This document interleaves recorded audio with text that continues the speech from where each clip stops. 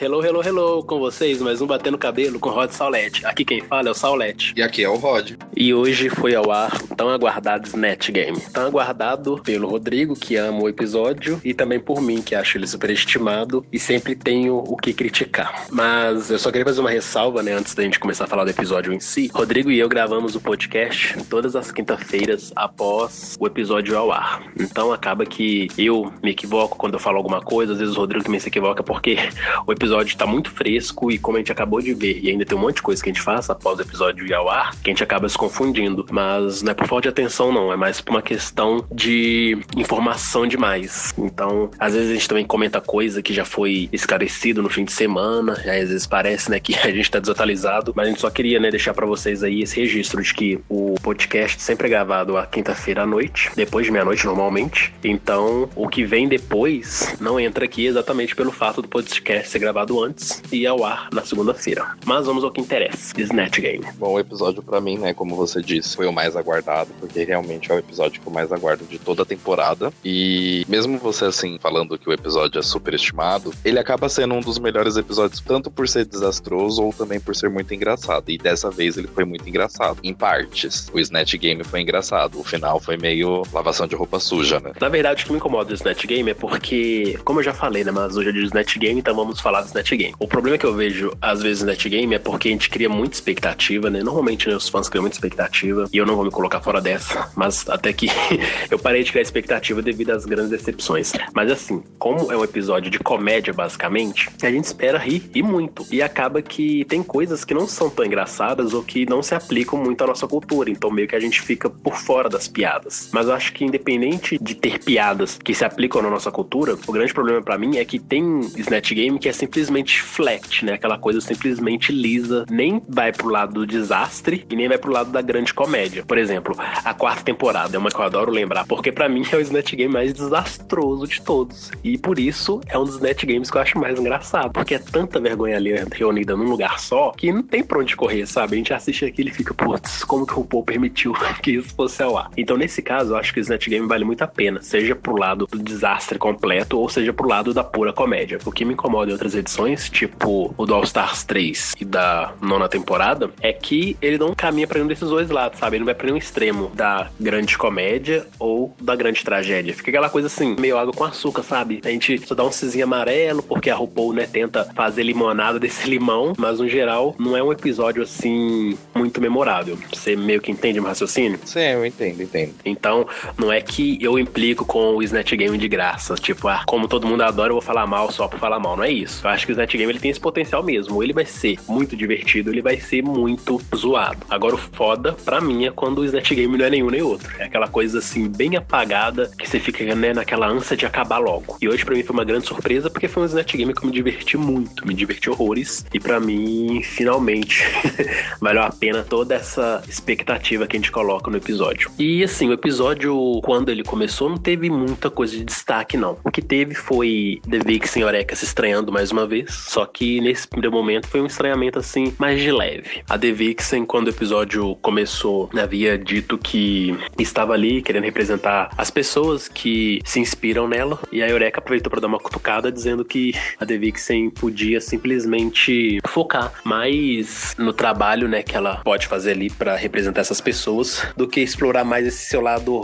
raivoso, agressivo. Aí a The Vixen disse que esse seu lado agressivo e raivoso também faz parte dela, e isso que a dá combustível para fazer sua arte. Bom, tivemos aí esse início de treta, mas que não rendeu muito. E por fim a gente teve Monique lamentando, né, que ninguém ali está, no caso, dando valor à drag dela. E pra mim essa é uma grande verdade. Desde o primeiro episódio que você, né, ficou revoltadíssimo com a Monique não tendo nem top 3 no look que ela havia costurado, eu também fiquei revoltado. A Monique dessa vez apontou que ela tá meio frustrada com o fato dos jurados não reconhecerem o trabalho duro que ela tem dado ali. E ela ressaltou, né, que é uma drag que não tem muitas condições, que é uma drag pobre e acaba construindo muitos dos seus looks na própria sala de trabalhos. episódios, porque ela não teve condições de levar muitos looks maravilhosos pra ela poder, né, desfilar nas passarelas semanais. Mas também isso é uma coisa que a Michelle diz em algum dos bônus e também fora dos bônus, quando ela dá entrevista, essas coisas, que ela só conhece realmente quem são as drags quando elas estão no palco, ou então quando elas saem do programa, que vão ter aquela conversa no Watch a Pack, que elas contam sobre os vestidos, sobre o que teria feito de diferente, essas coisas. E realmente eu fiquei muito frustrado dos primeiros desafios, que ela fez um ótimo trabalho, ainda mais por ser um trabalho que ela fez ali no momento, ela foi muito injustiçada. Eu entendo a frustração, mas acho que assim, a frustração dela, ela deveria ter falado mais no palco o que ela faz, e não só falar por trás. Às vezes pode ser até por medo de, né, ter uma perseguição depois, mas que realmente ela foi totalmente injustiçada. Mas o problema que eu vejo, por exemplo, é que quando as queens tentam se defender no palco, e isso a gente pode ver hoje, os jurados acabam meio que fazendo cara de deboche, acabam fazendo tipo aquela expressão de você tá me desafiando, você tem certeza que você vai fazer isso? Pra mim acaba sendo um grande problema pra drag no decorrer do episódio e da temporada em si, porque os jurados, isso desde assim da primeira temporada, não gostam de ser peitados, e quando a drag, né, fica exausta de não ter esse trabalho reconhecido e contesta os jurados, eles acabam ficando tipo adolescente, com raivinha e meio que fazendo aquelas caras e bocas que a edição adora explorar, como se estivesse ocorrendo algum tipo de atrito direto, né, entre jurado X e Queen Y. E pra mim isso é muito ruim, porque acaba não permitindo que as queens consigam vocalizar melhor o que elas estão sentindo, o que elas querem mostrar de fato pros jurados. Mas fazer o quê? É o programa da RuPaul e seus jurados, então a gente acaba aceitando essa dinâmica, e as queens, infelizmente, se não entram no jogo que eles querem, né, elas também acabam sofrendo as devidas punições aí. Se ela reclamasse ou falasse alguma coisa de tipo, eu não tenho dinheiro, ia ser igual aquele momento da 8ª temporada, né, que acho que no 4º episódio a Titi fala pra Michelle que ela não tem o dinheiro que as outras têm pra ir com os visuais montados e belos daquele jeito, que realmente dinheiro no programa não é uma desculpa pra você dar pra sua drag. Tanto que a Monet, ela falou ainda no confessional dela, durante essa parte que mostrou a Monique, que ela também não tem dinheiro, e nem por isso ela deixa de entregar as coisas. Só que, pra você ver como a Monique foi tão injustiçada, o primeiro vestido dela foi feito totalmente de cartas, aquelas ondas. E o da Monet, mesmo ele sendo um vestido ruim, que depois ela fez lá mesmo, ainda até caiu no lip sync, ela ficou pra ser julgada e falaram ainda até bem dela. Então por que não falariam bem da Monique nesse caso? Eu me incomodo com as críticas dos jurados porque elas são muito tendenciosas, sabe? Parece que determinadas queens não podem reclamar de determinados julgamentos, enquanto outras queens não são avaliadas pelo mesmo motivo, ou então eles acabam fazendo vista grossa. Porque, ok, as queens têm lá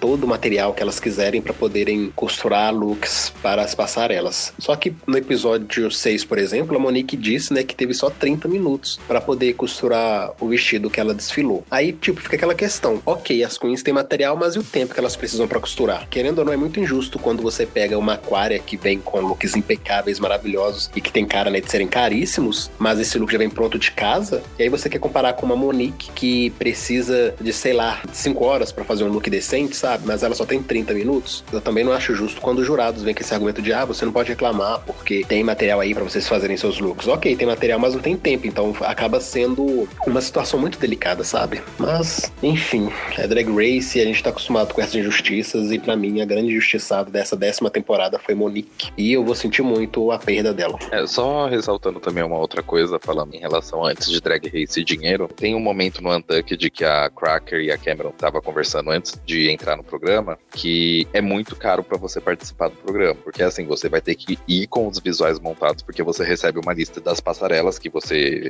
vai ter, e tanto que a Cracker mencionou que ela fez até um empréstimo, que ela tava pagando um empréstimo que foi mais cara praticamente que a faculdade dela. Então eu acho que isso aí também leva muito, assim, em consideração também. Com certeza, por isso que eu acho muito injusto quando a Visage fala, né, que as queens não podem usar o argumento de dinheiro para estarem na competição, porque eles não estão ali pra avaliá-las pela roupa que elas estão vestindo. Lógico que estão ali pra avaliar a qualidade da roupa que elas estão vestindo, porque se não fosse assim, não teria passarela e não teria julgamento sobre a passarela. Então eu acho hipócrita. E também assim, querendo ou não, Visage é uma pessoa rica, ela é privilegiada e tem lá, né, a sua ótima condição de vida, e talvez as críticas que Visage faz, ela tem como ponto de partida a realidade de RuPaul. E tipo, gente, a realidade de RuPaul é outra coisa. RuPaul é a drag mais rica do mundo, né, talvez, não tenho certeza, mas é uma das drags mais ricas do mundo. Ela tem toda uma equipe por trás que prepara não só seus looks, mas sua maquiagem, seu cabelo, tudo tudo referente à sua drag. O RuPaul, no caso, só entra no camarim, é montado e vai pro palco. Então eu acho muito injusto. E isso eu acho que Drag Race deveria passar a ser menos condescendente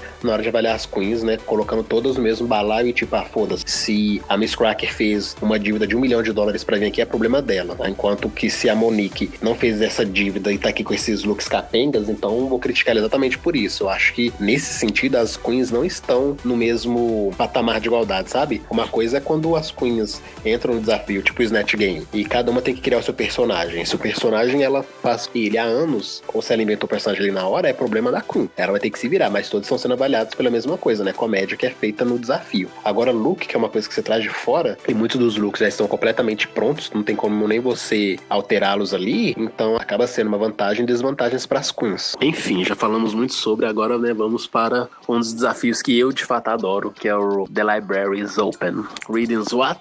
Fundamental.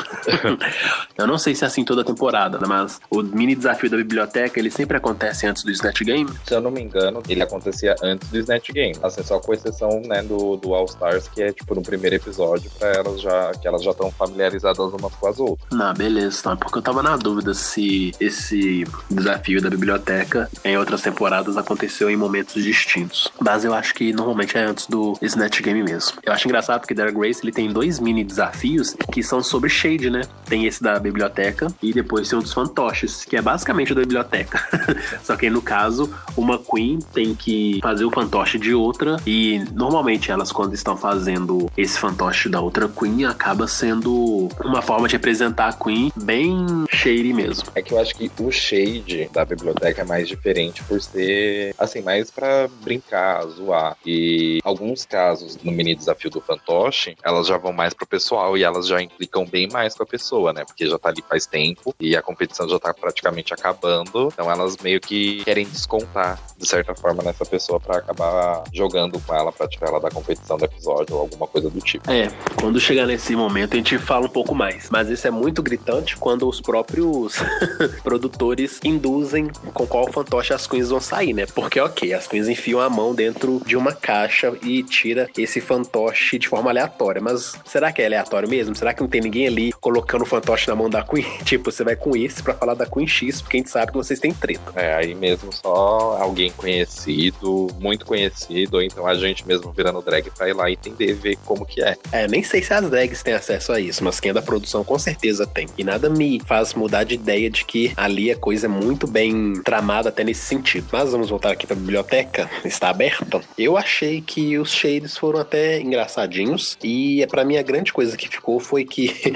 a maior vítima foi a The Vixen. E esse, na verdade, tem sido o episódio que construiu a The Vixen muito como vilã, desde o primeiro momento até o final. Porque já teve esse primeiro atrito dela com a Eureka. E nesse momento do The Library is Open, a edição meio que focou mais nos shades que a The Vixen recebeu, né? Basicamente, todas as outras queens que comentaram na hora de mandar o shade entre si, a maioria delas mandou shade pra The Vixen. E é claro, né? O The Library is Open, as queens leem todas as queens. Mas a edição acaba colocando os shades que tem mais destaque, assim, mais uma questão também de tempo. E a maioria das queens citaram The Vixen de alguma forma. Eu ri muito quando a Aquaria leu a The Vixen mandando um The Villain, nops, The Vixen. Achei genial chamar The Vixen de vilã. Afinal de contas, ela tá recebendo essa edição, né? É, na verdade, eu discordo um pouco com você, porque também teve bastante shade pra Eureka. Só que, de certa forma, assim, o episódio foi construído praticamente pra colocar a The Vixen como vilã. Mas em determinado ponto do episódio, quando chegou, acho que na parte que elas estavam se maquiando, pra mim eu tinha certeza que a The Vixen ia sair, porque tava focando demais nela. Eu acredito que a The Vixen ia super sair. Eu acho que a grande virada ali foi no final, com a Monique não sabendo a letra da música dublar. E como, né, no primeiro momento já teve as queens jogando a The Vixen debaixo do ônibus, na hora que elas estão na passarela. E depois a gente viu, né, o imenso barraco que teve no Untucked e a The Vixen recebendo a mensagem da mãe dela. Tudo ali falava que The Vixen ia ser eliminada. Mas aí a Monique fez o favor de não saber a letra da música e acabou que a RuPaul não tinha outra escolha, né? Vamos eliminar quem não foi bem no lip sync mesmo. Então The Vixen acabou sendo poupada. Mas isso faz parte do percurso, né? Você tem um plano X, mas acaba que o plano X não dá certo e você apela pro plano Y. Teve um momento também da biblioteca que eu achei que todas as queens foram rápidas. Eu não sei se é sempre que faz isso, eu ainda não peguei pra reparar as temporadas mais recentes, pra reassistir no caso. Mas eles deram mais tempo pra Eureka falar do que as demais. As demais falaram só 2 ou 3 e a Eureka falou 4, 5 piadas até. Sim, sim. E também eu reparei que, por exemplo, tem temporadas que quando as queens estão lendo umas às outras, elas fazem umas piadas meio compostas, né? Tipo, na 8ª temporada que a Bob, quando foi fazer o reading dela, ela zoou ao mesmo tempo a Robbie Turner e a Derrick Barry. E dessa vez, não teve isso, né? As queens zoaram, tipo, uma de cada vez. Não fizeram uma piada complexa ou uma piada longa. E eu meio que senti falta disso, porque a gente às vezes tá acostumado com as drags fazendo piadas longas que acabam sendo chatas, né? Porque a piada se perde, e dessa vez não. Foi umas piadas muito curtas e acabou. E também eu tive essa impressão de que a Eureka, desde o início, já começou tendo uma edição, que é uma coisa que eu já apontei no episódio passado, uma edição de campeã, né? De certa forma, né? Ou pode ser aquela edição, tipo, Ben de la Creme. É, tipo, até o momento é uma edição de campeã, mas vai saber como é que vai ser a final dessa temporada. Então a gente fica só nas especulações. Agora, no geral, os readings eu achei divertidos, embora também tivessem uns meio assim, ok. E eu achei que a The Vixen levou na boa, sabe? Embora mostrasse ela levando a maioria dos shades, eu não achei que ela pelou, tipo, a Alexis Michelle na temporada, revoltadíssima com os readings que ela recebia das outras drags. A The Vixen levou na boa e nem rendeu assunto depois. Que eu acho que a ideia é um momento de você levar shade, então leva na esportiva. Na minha opinião, ela deve ter levado na boa, porque assim, não foi muito falar das falhas dela, sabe? Igual quando falam no Untucked, que tipo, você não fez isso, você não fez aquilo, que ela já se explode. E o que eu achei fantástico desse mini desafio da biblioteca foi que, pela primeira vez, né, não houve as queens sempre zoando umas às outras por características do corpo. Embora a The Vixen tenha feito uma piada sobre Eureka ser gorda, mas eu acho que foi a única que foi por esse lado. As outras queens não falaram, tipo, do dente uma das outras, não falaram, sei lá, da careca, da aparência física em geral, sabe? Eu achei que, nesse sentido, foi uma evolução, as pessoas não apelarem para as características físicas umas das outras. Na verdade, assim, tecnicamente a Cameron também disse quase isso, só que ela foi mais sutil, tipo, Eureka, encontramos, mas também não tinha como perder você de vista, mais ou menos assim. Sim, sim. Infelizmente, as piadas com certa gordofobia são corriqueiras na Drag Race, que eu acho péssimo, mas pelo menos parece que tá diminuindo. Mas isso é algo que não é só as queens que fazem, não. RuPaul faz, Visage faz, tem jurado convidado que faz, então, infelizmente, é um comportamento problemático de toda uma cultura. Mas, pelo menos no episódio de hoje, eles não apelaram tanto pra isso. Eu acho, assim, é problemático falar dessas questões. Mas, igual o RuPaul disse, no programa lá não tem essa coisa. Eu consigo ver e entender desse jeito. Igual aquele caso da Shangela. No momento a gente achou, tipo, engraçado, mas depois se a gente pegar pra ver, entender todo o lance fora do programa, aí é meio que, né, ofensivo. Às vezes a gente tem que tentar tirar essa carga negativa que algumas piadas trazem e focar mais no lado cômico. Mas acho que isso é uma discussão que a gente pode explorar em outro momento, porque é uma discussão muito abrangente e que traz outras várias situações que fazem parte dessa discussão, né? Vamos focar no que interessa, senão a gente vai se perder aqui. E depois que The Library é fechado oficialmente, o Paul dá a vitória pra Eureka. E eu achei ok, tipo, não tinha nem mais muito assim o que falar, porque não teve muitas piadas, né? Foi um mini desafio, assim, com piadas certeiras, mas não deu pra gente ver o desempenho de todas. Então, ok, Eureka venceu, simbora pro desafio que importa. Aí o desafio, passaram elas conversando, né, sobre quem ia fazer o quê, e a Cameron fez a China, que ela é uma lutadora que a gente provavelmente aqui não vai conhecer, que é daquele programa WWE. Luta livre, que é bem... lutas encenadas, né? Tipo um MMA que tem aquela galera que tá ali pra se esmurrar de verdade. É tipo aquela luta que tinha no SBT antigamente, não era? Sim, são lutas encenadas que tem também sempre um vilão, uma vilã, e eles ficam sempre se provocando e tal, mas não passa de atuação mesmo, não é nada sério, não. Sim, que por sinal, eu, quando era mais novo, eu jogava no Mega Drive um jogo que era sobre essa luta livre e era muito legal. A luta livre é uma coisa comum nos Estados Unidos, mas também, pra mim, tanto faz. Teve uma época que eu comecei a assistir MMA, especialmente por causa do Anderson Silva, né, o brasileiro, e era muito bacana, mas depois eu fui perdendo interesse. Era muito violência demais, não tava conversando com o que eu acredito, sabe? Tava indo contra meus princípios, então acabei largando e perdi o interesse total. Hoje em dia, nem acompanho. Às vezes aparecem uns trend topics de alguma luta, eu super ignoro. Eu acho MMA mais pesado do que essas lutas encenadas, né?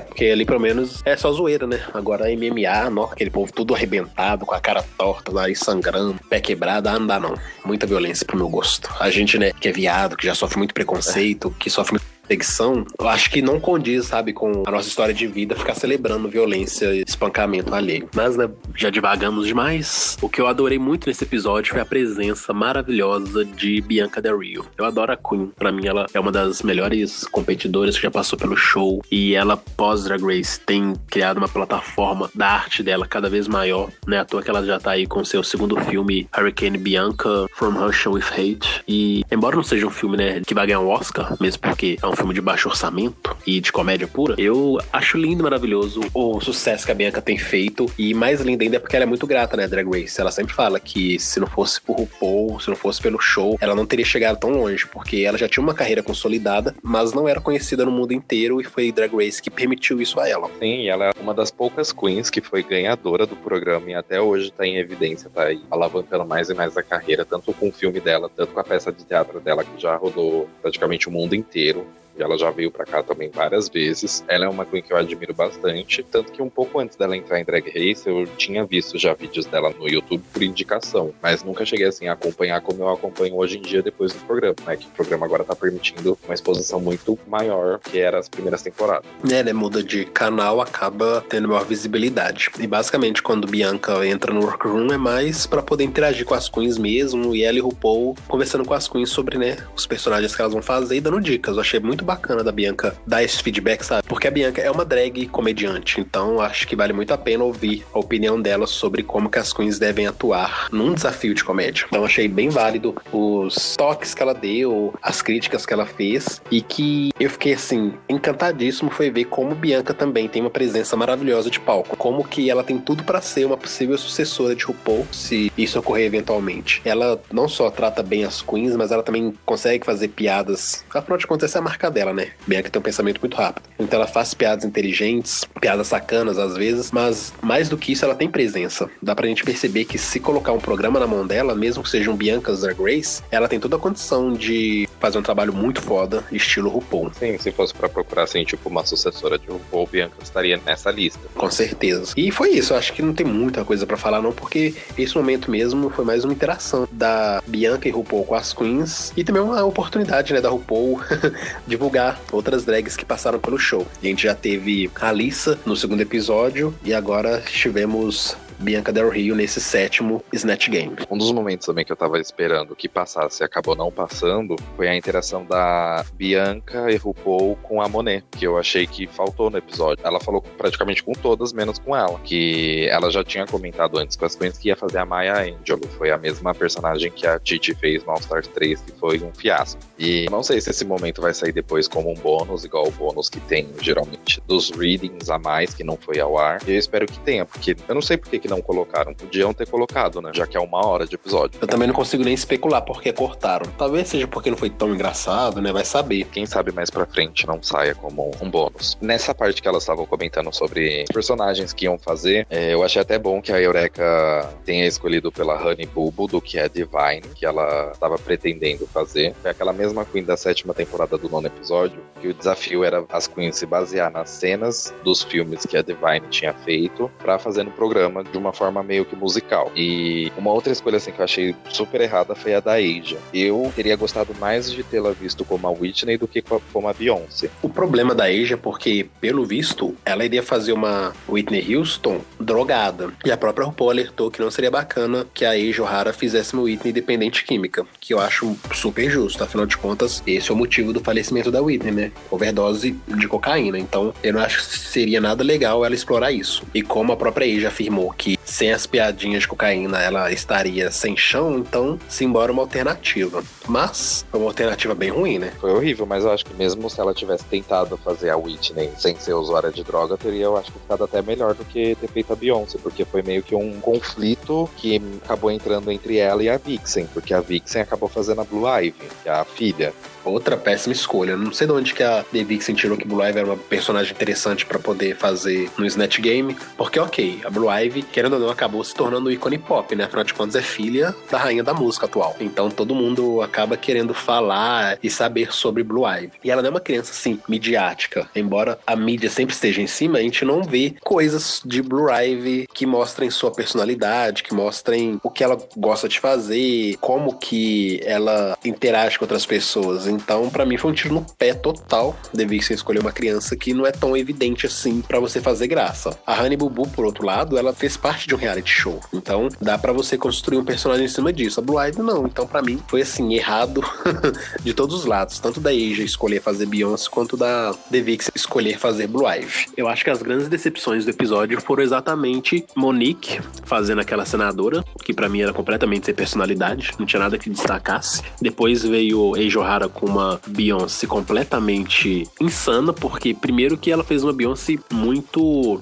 nervosa e até mesmo agressiva, que faltava espancar a filha ali no desafio, porque qualquer coisa que a Blue Ivy falava, Beyoncé xingava a menina, tipo, que educação que é essa, gente? A gente sempre vê Beyoncé com Blue Ivy a tratando de forma amorosa, e ali ela faz uma Beyoncé agressiva, que quer bater na filha o tempo todo, e depois ainda teve uma Blue Ivy mimada, chorona, então assim, nossa, elas erraram muito, muito, muito, muito. Sim, o problema da Asia foi na hora que a RuPaul tava apresentando ela, que ela já queria começar a fazer piada com a Blue Ivy, tipo, nem tinha passado ainda pela Blue Ivy. Pra mim, o problema entre Beyoncé da Asia e Blue Ivy da The Vixen foi o acordo que elas fizeram lá no Workroom ainda, falando que, já que eu sou sua filha e você é minha mãe, a gente podia fazer umas interações voltadas pra esse papel de mãe e filha. Eu posso falar dos bilhões que eu tô contando, de mesada, e você pode chamar minha atenção. Assim, gente, não, saca? Você não tá no Snatch Game pra trabalhar em dupla, você tá no Snatch Game pra se destacar. Quando a Asia O'Hara ficava o tempo todo interrompendo alguma outra drag ou chamando a atenção de The Vixen, isso meio que queimava o desempenho dela. E a gente sabe como a edição é shady, né?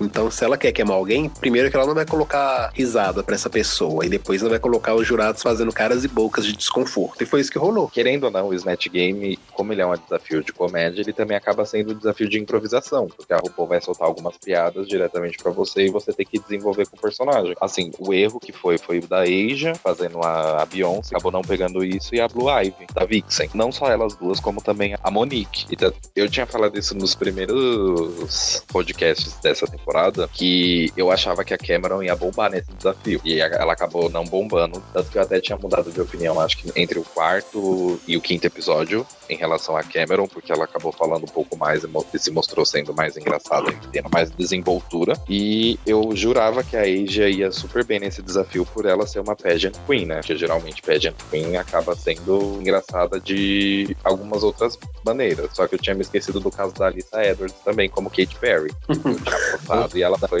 um fiasco. Mas em compensação, quando a Alyssa voltou no All Stars, já foi completamente diferente, né? Foi divertida. Não, sim, aí quando ela voltou, ela fez uma outra personagem que foi bem mais icônica e bem melhor. Eu acho que o Snatch Game, assim como alguns outros desafios clássicos, ele é um desafio que bota muita pressão, né? Porque, por exemplo, quem venceu o Snatch Game era quem eu menos esperava que tivesse alguma chance de vencer, que foi a Aquaria. E se a gente olha pro exemplo histórico, quando a Aquaria tá conversando com o RuPaul, ela mesma fala que não é uma drag engraçada, que não é uma drag comediante. Então, acaba que esses desafios que exigem uma especialidade da Queen se tornam uma faca de dois gumes pra essa Queen, porque as Queens comediantes acabam não indo bem exatamente por conta dessa pressão. Eu acho que muito mais que a pressão do programa e das outras drags, pressão da RuPaul, pressão das pessoas convidadas, né, pra participar do Snatch Game, eu acho que a maior pressão é interna, sabe? Porque a Queen, ela precisa se provar, ela precisa mostrar que chegou até ali devido ao seu grande esforço e que ela vai finalmente mostrar do que ela é feita, como que é o seu grande talento pra comédia. Acaba que elas devem entrar em alguma espiral louca na própria cabeça delas e faz esses desempenhos fraquíssimos. Mas o que eu acho engraçado é que as queens que foram mais fracas, de fato, não são as queens comediantes, né? Porque a Monique não é comediante, embora seja muito engraçada e tenha essa personalidade que nos cativa. Asia O'Hara é uma drag, né, de concurso, é uma pageant queen. E a The Vixen, dançarina, maravilhosa lip sync, mas também não tem essa pegada de comédia. Eu não fiquei tão surpreso quanto ao desempenho delas. Agora, o desempenho que me surpreendeu muito, assim, por exemplo, foi o da Miss Craft, Cracker. E não foi uma surpresa positiva, porque eu não acho que a Miss Cracker mostrou de fato seu talento pra comédia. Eu achei ela bem apagada no episódio e ela deu sorte de ter sido salva porque as outras três que nós já citamos, Monique, Asia e The Vixen, foram muito ruins, porque senão Cracker poderia ter ali raspado num bórum. Não só ela como a Cameron, porque eu acho que a Cameron foi salva porque tem gente pior. Porque se você for reparar, pelo que eu tô lembrando aqui, a Cameron teve uma fala no Snatch Game. A gente não viu mais Cameron, ela simplesmente foi apagada da edição. Então eu acho que nesse sentido a edição ela sabe ser muito shady, sim, porque quem ela quer queimar, a edição mostra a Queen do mal exaustivamente. Então o tempo todo ela mostrava lá as interações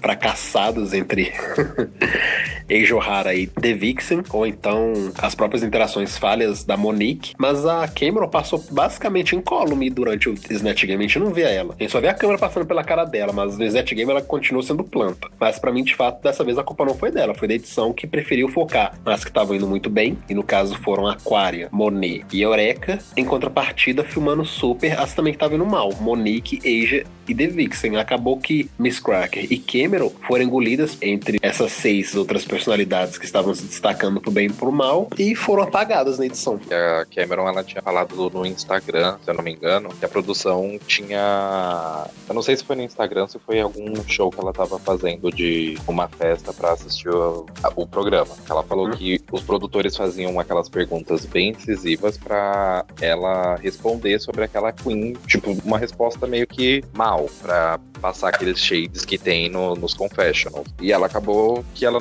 não tinha nada o que comentar, então por isso que ela ficou quieta na dela. E o problema do Snatch Game, eu acho que pode ter sido esse. Eu acho que a edição deve ter queimado ela por causa disso. Ela não ter respondido esses comentários meio shades pra não ter muito tempo no ar. E eles falaram, vamos deixar ela só com a RuPaul apresentando ela, respondendo uma pergunta e já tá de bom tamanho. Porque já tem outras queens que podem se destacar aqui nessa edição. Sim, né? Afinal de contas, são 8 drags ali.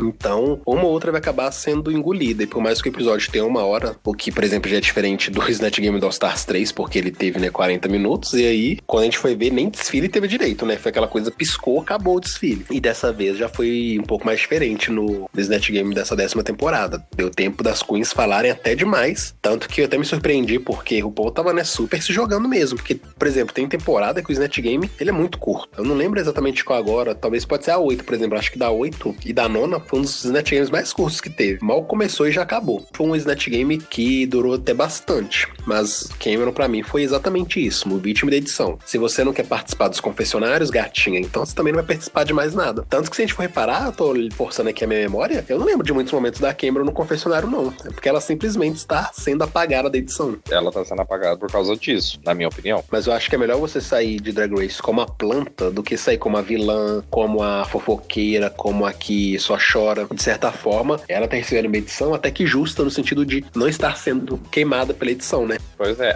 E também vale lembrar uma outra coisa, que o pessoal, tem gente que fala assim, não tem nada a ver de edição. Tem sim, porque tanto que quando a gente foi lá na turnê que teve, na Work, se eu não me engano, deve ter até filmagem na internet, que a Michelle Visage, ela fala edição entre aspas ainda, ela faz as aspas, porque realmente rola uma edição por trás de tudo isso. Todo reality show, todo programa vai rolar uma edição desse jeito. Gente, se até programa ao vivo eles tentam editar na melhor forma que eles podem, afinal de contas é ao vivo, né? Então não tem muito controle. Mas se até ali eles tentam ser o mais perfeito possível, quando que um programa que é gravado com 6 meses de antecedência não vai ter uma edição pesada? E é isso, sabe? Quando a gente fala que a Eureka tá tendo uma edição de campeã, é porque eles tiveram material suficiente de criar um roteiro pra que a Eureka tenha essa edição de campeã a favor dela. Caso, né, eles decidam que ela seja coroada da temporada. Acontece, essa é a realidade de Drag Race, assim como de todos os outros programas que estão aí pra nos entreter. Porque Drag Race já deixou de ser competição há muito tempo. A competição é mais uma desculpa pra poder fazer com que a gente se divirta, se distraia durante essas 2 horas de programa na VH1. Pra mim, a grande surpresa desse Snatch Game foi a Aquaria. Ela, pra mim, roubou a cena completamente. Quando ela disse que ia fazer a Melania Trump,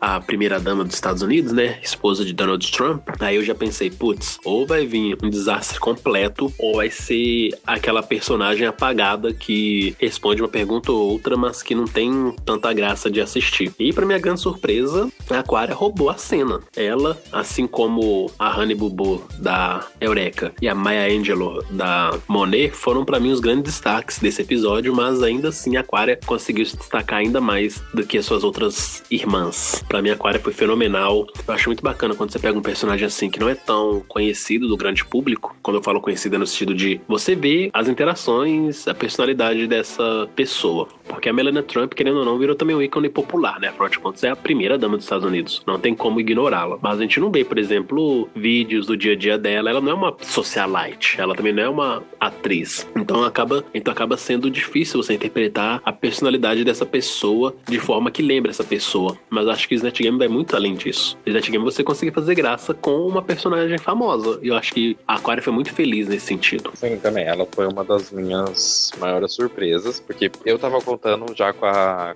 Eureka, com a Honey Boo Boo, porque a Honey Boo Boo, ela é engraçada, por ela ser essa criança meio que, não é bem problemática, mas ela é bem... delusional. É, bem exagerada. Mas, nossa, quando apareceu a Aquaria lá aceitada e a plaquinha de Michelle Obama, já ganhou já um ponto comigo. Aí quando ela fez a piada ainda com a RuPaul ainda rebateu, deu risada, eu falei, nossa, pronto. Aí ela começou a fazer piada.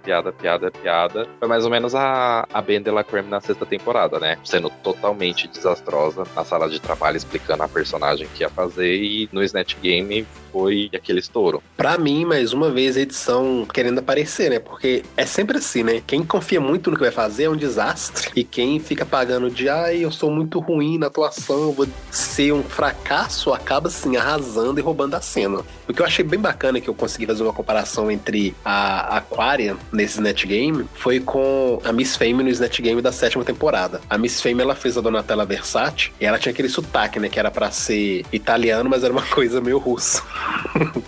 Péssima. Mas, não sei se você parou, mas o sotaque da Miss Fame e da Aquaria era parecido. Mas a grande questão aí é a desenvoltura de cada queen, né? Enquanto a Aquaria roubou a cena, a gente olhava pra Miss Fame e só morria de vergonha ali. Tipo, cala a boca que você tá passando vergonha. No caso, a personagem que a Aquaria fez, que foi a primeira dama, é uma coisa que a gente não... Aqui, por exemplo, a gente não vê, também não tem filmagem dela do dia a dia. Eu também comparo como a Jinx na 5ª temporada, quando ela fez a Little Id. A gente também nem conhecia, quase ninguém nunca ouviu falar. E ela conseguiu fazer uma personagem super engraçada no Snatch Game. Igual também a Judge Judy, da Bianca. A gente também não tinha, assim, um super conhecimento estrondoso, mas o que ela vendeu ali no programa foi o suficiente pra gente entender como que ela é. Às vezes a Queen nem precisa vender uma personalidade fidedigna da artista que ela tá interpretando. O importante é ela fazer com que o personagem que ela escolheu seja engraçado. Na 3ª temporada eu morri de rir quando a Alexis Mateo, mãe de Miss Vendi, interpretou a Alicia Keys. E pra mim a Alicia Keys, tirando a música, não era uma pessoa com uma personalidade muito marcante que eu pudesse lembrar que era alguém engraçado. Mas a Alexis fez uma personagem tão divertida que eu pensei, putz, velho, eu quero ser amigo dessa Alicia Keys. Eu acho que a grande sacada do Snatch Game é exatamente isso. Não importa qual é o personagem que você escolheu, faça ele ser engraçado. E eu acho que é nisso que as queens pecam. Quando a Iohara fica mais preocupada com esse lado rico, pomposo da Beyoncé, mas em nenhum momento faz graça, só quer saber de ficar chamando a atenção da Blue Ivy, eu acho muito tiro no pé, que você foge completamente da proposta do desafio. Eu ri muito da Eureka exatamente por isso. Eu não conheço Honey Boo Boo, já ouvi falar assim, mas eu nunca assisti nada dela especificamente. Só vi fotinha, tudo mais, uns vídeos muito curtos dela, mas enfim, eu não tinha nenhuma referência de quem é Honey Boo Boo. Mas ao assistir Eureka, eu achei a personagem divertidíssima, especialmente por ela explorar muito esse lado infantil mesmo, sabe? Honey Boo Boo não sabe escrever, mas sabe desenhar. Então as respostas da Eureka eram desenhos. Ela rabiscou não só o papel da resposta, mas também o próprio corpo. Então eu achei divertidíssimo, sabe? Porque ela transforma características típicas de uma criança em algo engraçado pro público LGBT adulto. E isso é muito divertido. Pra falar que eu não conhecia a Honey Boo Boo, foi na 6ª temporada que teve aquele primeiro desafio, que elas tinham que escolher a caixa de um seriado pra fazer a roupa do desfile. Se eu não me engano, a caixa da Honey Boo Boo caiu com a Adore. Aí eu, como fiquei curioso, também era a época que eu ia começar a legendar, eu fui pesquisar pra ver quem era. E tem também um monte de vídeo engraçado dela na internet. E ainda tá saindo, se eu não me engano, porque o seriado ainda passa, creio eu. Eu acho que é exatamente essa ideia. Às vezes a gente corre atrás pra poder ver se a a Queen fazendo a personagem de forma fiel, ou então a gente nem perde tempo com isso e acaba só curtindo o personagem mesmo. Eu não conheço a Honey Boo, mas eu acredito que você que assistiu deve ter visto muitas semelhanças, né, entre a Eureka e a personagem que ela interpretou. Sim, tem bastante esse jeito teimoso dela, esse jeito de falar que é desse jeito que faz, é daquele jeito, é praticamente o que ela faz no reality show dela. Se eu não me engano, o Honey Boo é o nome do próprio reality, né? Ou alguma coisa assim. Isso, ela participa daqueles concurso Miss Mirim, sabe?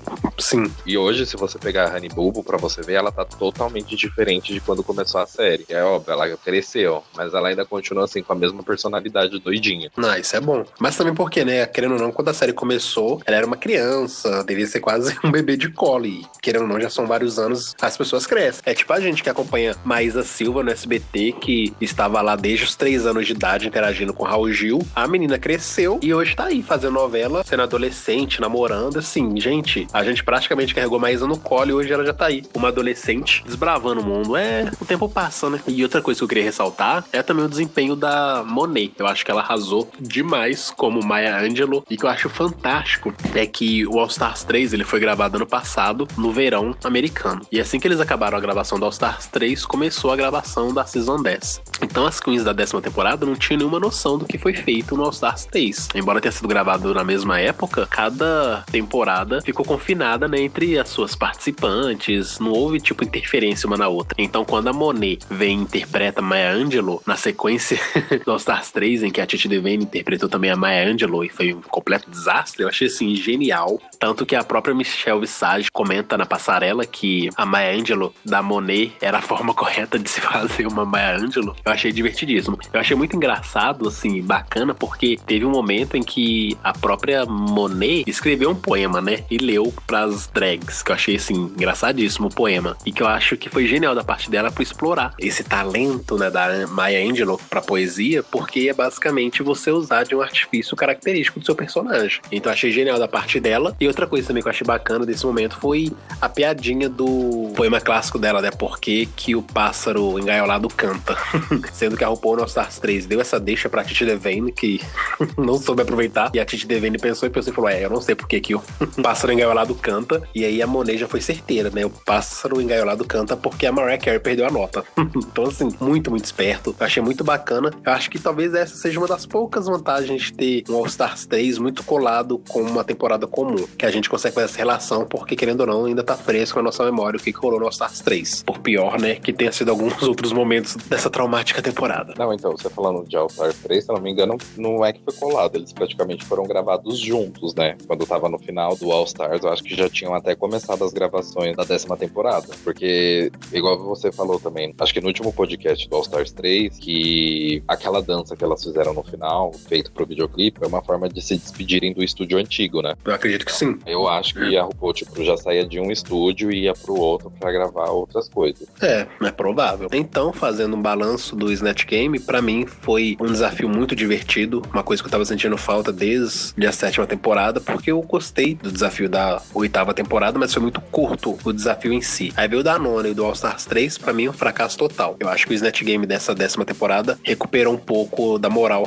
do desafio. Então, eu que tenho minhas ressalvas com o Snatch Game, mas gostei bastante. Então, imagino que você, que adora, deve ter amado, né? É óbvio, né? Eu sempre gosto, independente de ser engraçado, desastroso ou não. É porque, eu não sei, eu só gosto.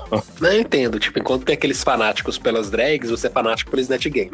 É isso. É, melhor você ser fanático pelo desafio, então qualquer coisa pra você tá bom, do que ser fanático por drag e sair atacando o povo, né? Que, pra mim, é fim de carreira. Meu Deus, aí já é uma coisa totalmente diferente, que não tem nada a ver. É tipo eu com o makeover. As pessoas podem achar péssimo, mas eu sempre adoro makeover.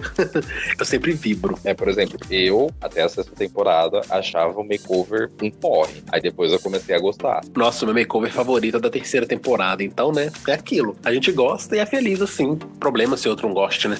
Pelo menos a gente não sai atacando na internet, xingando todo mundo, né? Desnecessário. Então vamos lá, nosso balanço, de fato, a Aquaria mereceu. E ali no segundo lugar, brigando, né, por ele, pra mim, tem Eureka e Monet, que brilharam muito. Miss Cracker e Cameron completamente apagadas, então mereceram safe. E aí a gente teve os desastres do episódio, que foi Monique, Asia e The Vixen. Antes da gente comentar sobre as críticas, foi uma passarela que eu jamais, assim, imaginaria ter, porque eu não sei aí com você na sua cidade, mas aqui, na época do carnaval, todo mundo queria ir de sereia, só falava de sereia. Aí eu achei até que engraçado a RuPaul ter feito uma passarela sereia. Sim, né? O famoso sereísmo.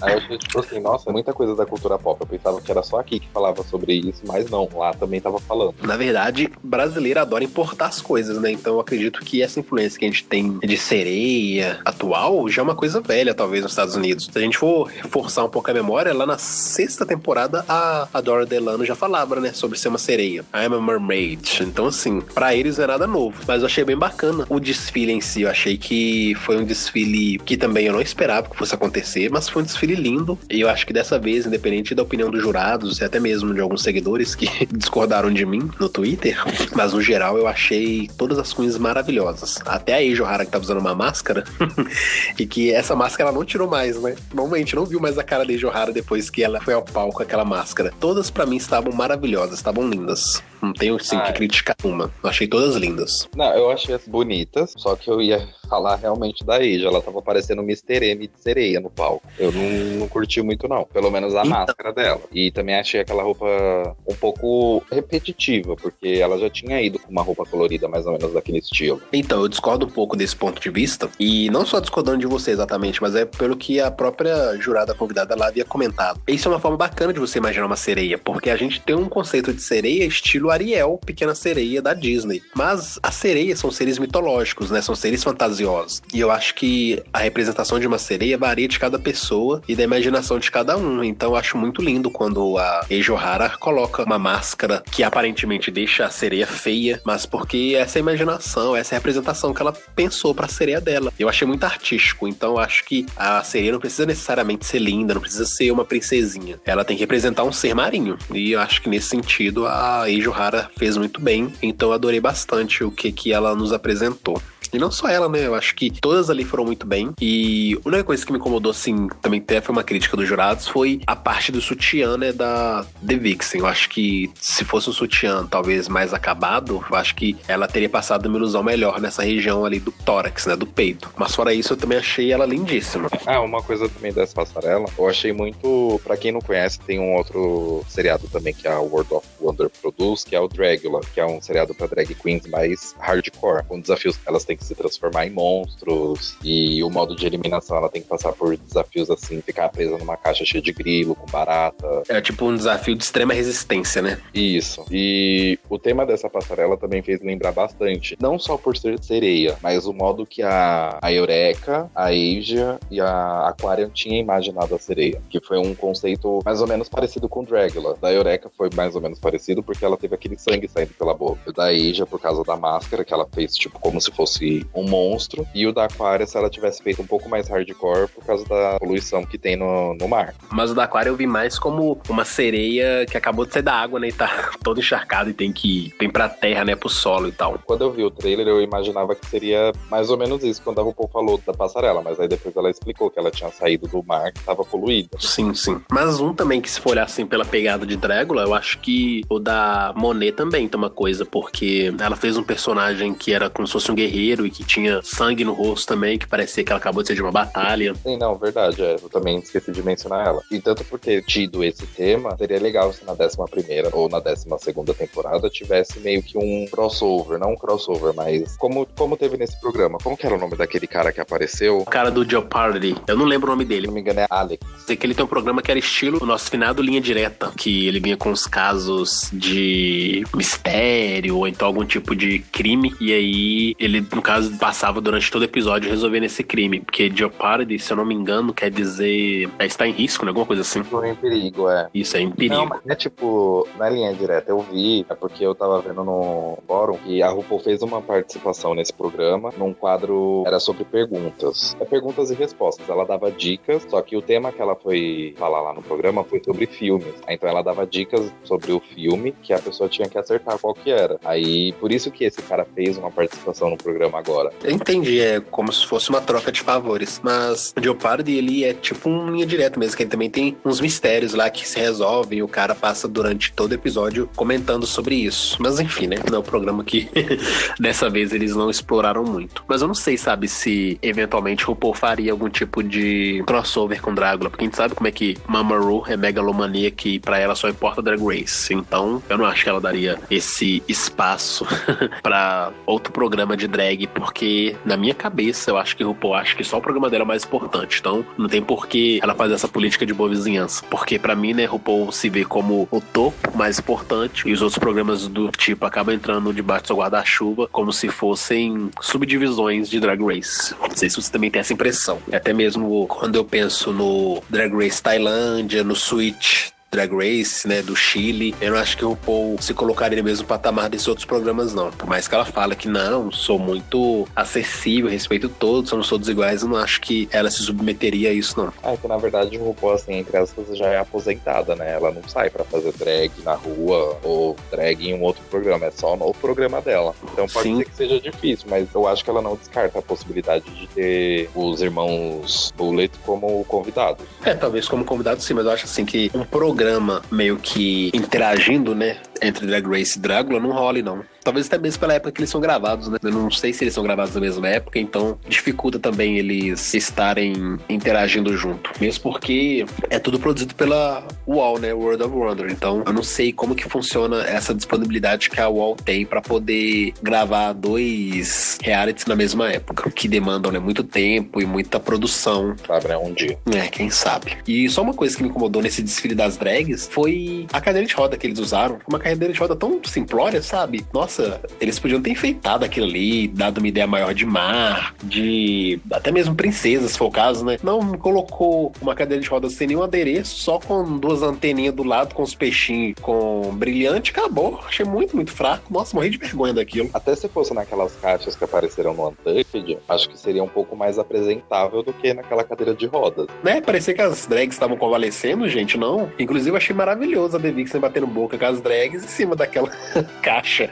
Ela tava, tipo, muito deusa. Eu acho que, de fato, se eles tivessem entrado com aquela case, porque aquele ali é case de equipamento. Eu já trabalhei numa empresa e eu sei como é que funciona aquela case ali. Normalmente, dentro daquela case tem cabo ou então algum tipo de equipamento, seja de som, seja de LED. Aquilo ali é mais pra guardar equipamento mesmo. Aqui na frente de casa tem um local que tem várias coisas disso. Aquilo ali é até comum, assim, pra quem, né, mexe com show, com eventos e tudo mais. Mas eu acho que se eles tivessem disponibilizado outro tipo de transporte para as queens no palco, teria sido mais bonito, mais bacana do que aquela cadeira de roda sem graça. Mas, né, fazer o quê? Nem tudo é perfeito em Drag Race. Então, as queens passam pela deliberação e no momento que elas estão no palco lá recebendo as críticas, pra mim foi um dos momentos mais tensos do episódio, que foi quando a The Vixen e a Eureka começaram a bater boca, porque o RuPaul adora botar ali na fogueira e perguntou pras queens, né, quem vocês não gostariam de ver na competição, quem vocês acham que merece ser eliminada hoje. A Eureka acabou dizendo o Eiji O'Hara, porque a considera a sua maior competidora ali, então seria melhor ela sair, né, pra ter uma competidora forte a menos. E The Vixen acaba falando que gostaria de tirar a Eureka, porque acha a Eureka não profissional e que a Eureka fala demais, incomoda demais. Então, assim, foi um bate-boca pra mim tenso, pesado. A Eureka tentava se defender, The Vixen não deixava, ficou aquele bate-boca lá. A Eureka chorou, The Vixen acabou saindo pintada como a grande vilã, né, agressiva, que não deixa os outros falarem, enquanto as demais queens acabaram, sem exceção, dizendo que eliminariam The Vixen. Eu acho que a única que não eliminaria The Vixen nesse momento ali foi a Eureka, que disse que eliminaria a Eiji O'Hara, mas as outras todas tacaram The Vixen, né, debaixo do ônibus. E The Vixen ficou putíssima, e isso me deixou muito ansioso pro Untucked. Mas eu acho também que a The Vixen, ela não consegue esperar a pessoa falar, ela sempre tem que ficar falando por cima. Eu acho que ela se estourou demais ali, não precisava ter feito todo aquele estardalhaço que acabou tendo. Pra mim, o que ficou evidente é que ela não gosta da Eureka, e como a Eureka tava se saindo bem, ela se saiu muito mal como uma criança que não foi muito bem no Snatch Game, ela acabou reagindo dessa maneira. Eu achei que foi muito péssimo. Eu senti que a The Vixen ficou frustrada com seu desempenho e acabou querendo descontar em alguém, e esse alguém foi a Eureka. E a Eureka acaba aproveitando esse espaço, né, também pra poder se fazer mais de vítima, de que é perseguida, e querendo ou não, a edição tem um prato cheio, né, pra poder criar essa narrativa de um lado temos a coitadinha, a perseguida, que no caso é a Eureka, e de outro temos a grande vilã, que é a The Vixen, perseguindo a Eureka. E nesse momento eu percebi que a The Vixen ficou muito chateada com a opinião unânime, né, quase que unânime das queens jogando debaixo do ônibus, e eu fiquei muito ansioso pra ver o Untucked, porque porque eu tinha certeza que o pau ia quebrar lá. Uma coisa assim, eu não acho que foi a edição que tenha plantado aquilo no momento do palco principal. Eu acho que foi assim, meio que a edição tava tecendo uma linha pra deixar ela como vilã no episódio. Só que eu acho que ali no palco não rolou assim tanta edição. O que pode ter rolado de edição foi a cara dos jurados. Tipo, a Michelle olhando pra cara dela, tipo, o que tá acontecendo, essas coisas. Mas fora isso ali, eu acho que não teve edição na questão das falas dela. Não tô falando, tipo, no caso que a edição induziu a The Vixen falar o que falou, então a Eureka se defender como se defendeu. Eu tô falando que a edição tinha um prato cheio de material pra poder pintar a Eureka como mocinha e The Vixen como vilã. Porque, querendo ou não, até então, todas as tretas que a The Vixen teve foram tretas coerentes. Quando ela chamou a atenção da Eureka no Untucked, falando que a Eureka tinha desvirtuado o assunto e depois encerrado o papo pra poder sair e fumar, ela fez aquilo de forma mal intencionada, enquanto que ela também chamou a atenção da Aquaria em outra Untucked, afirmando que a Aquaria estava fazendo uma narrativa em que ela era a vítima e The Vixen era negra agressiva. Até então, The Vixen estava sendo muito coerente na hora de entrar em atrito com as outras drags, só que dessa vez ela foi pintada como louca. Então assim, eu não acho que a The Vixen seja santa não, mas eu só acho que a edição foi muito shady na forma de colocar ali pra gente essa implicância da The Vixen com a Eureka. Mas eu acho que nesse momento agora, então eu acho que vale a pena adiantar um pouco o Untucked, porque eu fiquei muito ansioso pra ver como que seria a reação da The Vixen com as queens nesse momento. E aí primeiro que o RuPaul salva Cameron e Miss Cracker e as duas ficam lá conversando no Untucked, mas não tem nada assim que chama atenção, tanto que fica aquela coisa meio parada. Ficou tão parado que elas estavam até fazendo merchandising pro pessoal lá da mobília do Untucked. Pra você ver, né, como o negócio tava muito parado, então elas tinham que fazer o porquê estarem ali. E aí quando as queens são dispensadas do palco, aí que a coisa começa a esquentar um pouco. Meio que eles já foram direto pro que interessava, né, que era barraco. Normalmente a gente percebe muito como que funciona a edição exatamente nesse sentido. Quando eles querem focar em algum tipo de briga, eles acabam acelerando. Por exemplo, em outros momentos, o Untucked, quando um primeiro grupo é salvo primeiro, eles deixam a coisa render. Quando o Untucked lá, eles salvaram a Eureka e The Vixen, as duas bateram boca, foi metade do episódio só pra poder focar na briga entre The Vixen e Eureka. E dessa vez, assim, 3 minutos de, ou menos, né, de Miss Cracker e Cameron conversando, porque eles queriam era focar na briga que ia resultar aí da The Vixen com as outras drags. Então, botaram todas pro Untucked e em questão, assim, de segundos, a coisa já esquentou. Porque a Monet resolveu compartilhar com as outras queens salvos o que tinha rolado no palco. E ela falou, o RuPaul nos perguntou quem deveria ir pra casa e basicamente todo mundo falou The Vixen. Eu até que achei, assim, que quando elas tinham chegado, a The Vixen ficou um pouco calada. Só que aí, conforme elas foram falando, aí a The Vixen foi dar a opinião dela. Então, eu volto a falar de novo, que é aquele caso que ela falou que ela sempre queria ir pra passarela pros jurados falar como ela tá bonita, essas coisas. Tanto que a RuPaul até soltou um shade durante a deliberação com os jurados, falando que aquele foi o visual mais lindo dela que ela já passou pela temporada. Mas tava muito calada e quando ela foi falar, ela acabou quebrando a cara. Ela falou uma coisa que não era verdade, falando que a Monet e a Cameron tinham falado pra ela que já não estavam mais aguentando a Eureka. Aí foi quando, tipo, o barraco começou a acontecer e ela cagou no pau. O que eu entendi, assim, desse início é que a The Vixen tava se controlando pra já não estourar com as drags. Então meio que ela deixou as drags falarem primeiro pra depois ela dar a versão dela. E aí, eventualmente, né, ela acabou falando que eu não entendi, talvez eu possa ter me equivocar nesse sentido, mas eu não vi, tipo, ela apontando o dedo exatamente pra Cameron e pra Monet. Ela meio que falou aquela coisa por alto, tipo, todas vocês se incomodam com a Eureka, não gostam dela, mas aí na hora que eu tô lá ninguém fala isso. Aí fica como só se eu não gostasse dela. Aí ela tentou jogar merda no ventilador falando que não. Todo mundo falou que a Eureka é irritante, é enjoada, mas chegar agora só fica eu criticando a Eureka, dando a impressão de que a implicância é só minha. Aí foi nessa hora que a Cameron saiu desse seu papel de planta e resolveu ir contra a Vixen. E acho que é isso que a edição exatamente queria, né? Que as drags sejam mais agressivas umas com as outras. Por isso que é muito estranho, né? Tipo, a gente vê o tempo todo a Cameron isolada e de repente a Cameron acorda só pra se defender, sabe? Então a gente percebe como que a edição gosta de trabalhar. E foi isso que rolou, tipo, a Cameron se defendeu, falou que não, você tá equivocada, porque eu nunca falei de Eureka, mas a gente pode perceber que a Cameron também acabou mostrando as outras queens que falaram de Eureka caladinhos, né, tipo a Monique ficou quietinha, a Asia ficou quietinha, eu achei muito engraçado nesse sentido, porque de fato, né, se a Cameron é quieta, calada, não tem porquê exatamente ela ficar dando corda pra essas acusações de The Vixen, eu não falei, ponto, vá falar das outras que falaram, me deixa em paz. Mas o problema da The Vixen foi que ela direcionou específico pras duas, tipo, você já falou isso e isso. Aí tanto que ela falou, eu nunca falei isso. Aí a The Vixen Vixen depois ela tentou mencionar, não foi bem que você falou, mas eu vi já em olhares que tais pessoas não aguentam mais quando a Eureka tá falando. O problema foi da The Vixen citar uma pessoa que nem no palco tava pra poder falar quem que ela iria mandar pra casa, né? Que ela tivesse falado só da Monet, que tava lá no palco, e deixasse a Cameron quieta na dela. O que eu achei, assim, interessante foi que no primeiro momento dá pra perceber que a The Vixen tentou se controlar, mas aí ela não aguentou mais e jogou a merda no ventilador mesmo, e disse que ficou muito incomodada porque enquanto ela estava sendo leal às queens ali, o tempo todo, ela percebeu que as queens que ela defendia estavam sendo desleais com ela e atraíram, né? Porque a Eureka foi muito boa no Snatch Game, não tinha por que as outras queens falarem que iriam eliminá-la. Eu só não acho também que talvez as queens tenham sido justas com a The Vixen, porque teve momentos também na competição que a The Vixen não foi tão mal quanto a edição quis fazer, parecer. Então, por exemplo, se for olhar desempenho assim na temporada, a Monet foi a mais fraca até então. Então, se fosse pra falar quem vocês acham que mereça ser eliminada, eu acho que talvez o mais justo seria falar Monet. Mas é aquilo, né? A The Vixen já tem essa fama de agressiva, de barraqueira. E querendo ou não, a maioria das queens não estão se dando bem com ela, então meio que é melhor você apontar com ela que ninguém gosta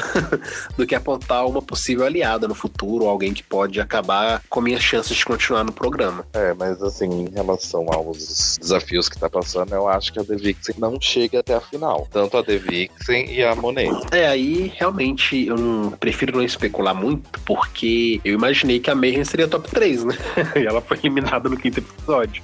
Então eu prefiro continuar assistindo e ser surpreendido. Depois que teve essa briga, que eu jurava, como eu já tinha falado, teve uma parte lá no momento que elas estavam se maquiando pra mim, eu jurava que a The Vixen ia sair. Então na hora que anunciou que ia dublar The Vixen Monique, eu tava apostando na Monique, mas nossa, assim, foi uma decepção quase no final da temporada, de tipo, a última dublagem, o último desafio pra você ser coroada. Eu acho que em relação a Monique, velho, ela simplesmente desistiu, porque na hora que ela tá sendo criticada pelos jurados, a Monique meio que bate de frente, né, com a Michelle Visage e os outros jurados falando que, olha, eu tô aqui desse primeiro episódio, eu não sei o que vocês querem de mim, porque eu tô aqui mostrando meu trabalho semanalmente, eu não tenho o devido reconhecimento, e ali já deu pra perceber que a Michelle Visage, né, não gostou dessa postura da Monique. Aí eu acho que na hora da dublagem a Monique já tinha largado, sabe? A Monique já tinha jogado a toalha, tanto que o lip sync mal começou e ela já fez uma das coisas que todos odeiam, que é tirar a peruca. E aí deu pra ver que ela não sabia a letra, sabia só o refrão. O resto da dublagem ela ficou só dando pirueta e